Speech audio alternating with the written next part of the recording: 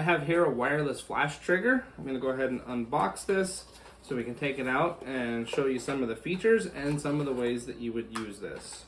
So there's the instructions, and then here is the trigger.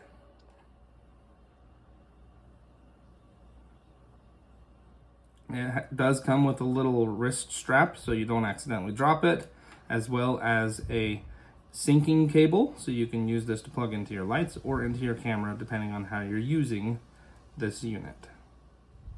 This does require 2 AAA batteries in order to operate. This does not support TTL or HSS modes.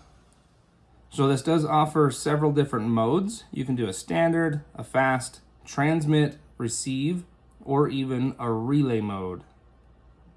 It has 8 different channels that you can choose from, so you can be using 8 different receivers and transmitters without interfering with each other, and you can also group them within the channel as well. This does also allow for the control of the lights themselves if your lights are compatible with that. So you can adjust the lights right here from the transmitter. So if you have multiple units and you have them grouped, it's going to make it a lot easier to control complex setups of lights, all controlled from these units. This just has a standard hot shoe attachment. When you're using this in the transmit or receive mode, you can slip it right onto the camera and it can be controlled that way. Or if your camera doesn't have a hot shoe, but it has a sync cable, you can use the sync cable instead. If you want to, you can use this to actually remotely control the shutter on your camera using another one of these units to actually trigger that. You can have it plugged into your camera with the sync cable, or if your camera supports the wireless syncing, you can do that as well. So it's going to make it really handy to control your camera and the lights all at the same time remotely.